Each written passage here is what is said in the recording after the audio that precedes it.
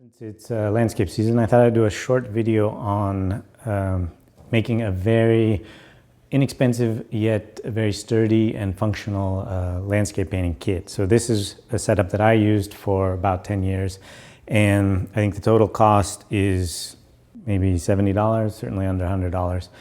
And it's very sturdy.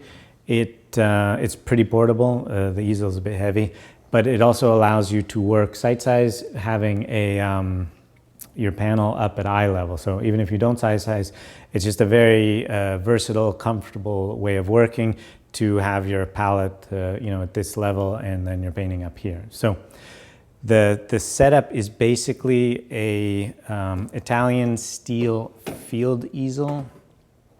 I have a bunch of them, and they're incredibly durable. Another good thing about them is that after, if you move on to another setup, something fancier, more lightweight, they're still incredibly useful. I use these in the studio all the time just to hold paintings for enlarging things. I always have one in the car in case I have a problem with my other setup.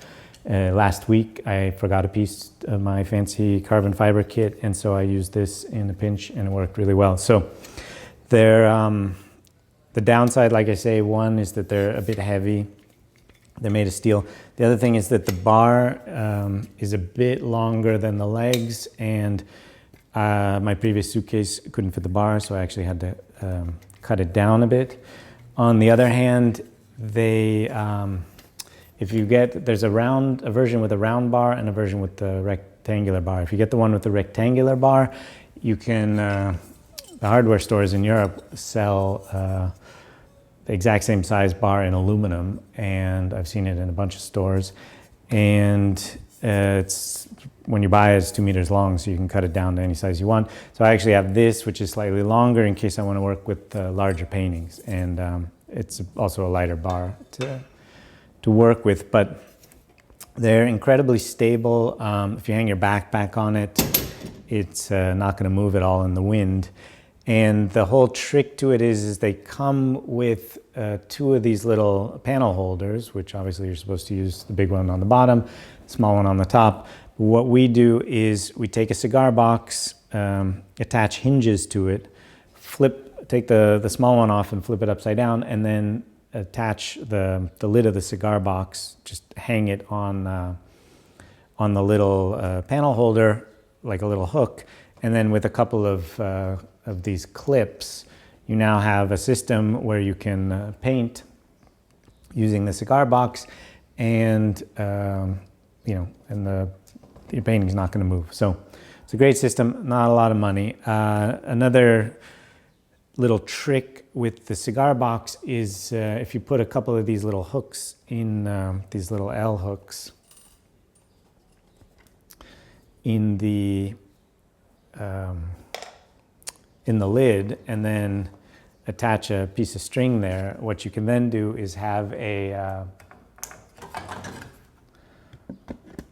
little thumb box in case you're somewhere where you need to, you also have to put a little hole for your thumb, but if you're somewhere where you can't work with an easel, for example, I've actually done a few paintings like this. So the cigar boxes you can get for free if you know people who smoke cigars, or you can get them at your local tobacconist. Ideally, you want to find a more square shape. This is one I ordered online, and it's a bit of a rectangle, but it was the only one I could find that was the right size, and I got it during the quarantine to do this video. Also, if you order them online, make sure you double check the measurements. This is the first one I ordered, and I didn't really calculate the measurements correctly. So what you'll need to make the cigar box part is basically these cigar boxes come with a piece of paper here, and so the first thing we're going to do is cut that out.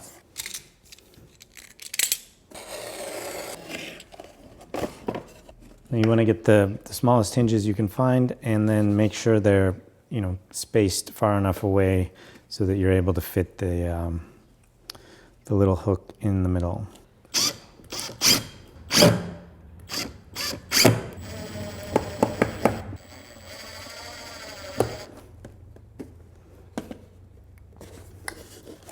So basically once you have the hinges in, then this little guy here is going to hold the back of the box, and then the hook just sort of slides in between the lid and the box, and then with a little clamp you can have the kind of stability.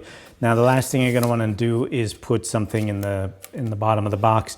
I suppose you could rip the paper off and then just work directly on the wood, but what I've always done and what other artists I've seen do is they would get a working surface that they preferred, because obviously this cheap cigar box wood isn't great.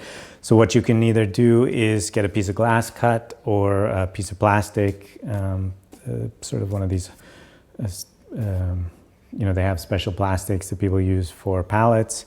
What I've done in the past is just bought a wood pallet and then cut it down to fit inside. I've even taken the base out in the past, or you can run a hole.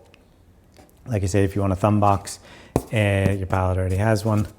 And then the other thing you'll need to do is figure out a way to mount your palette cups. So, I mean, like what I did with this was just cut a hole and then actually ran the little palette cup holder through it. And then, but other times I've seen people just rip the bottoms off and epoxy them. So it's a little bit of work, but for not a lot of time and money, you have a very sturdy setup, allows you to sight size. It's pretty portable. The easel's a bit heavy, but you know, like I say, I did a lot of my favorite paintings that I've ever painted with this little cigar box, and very happy with it as a system. So hope you enjoyed the video, and thanks for watching.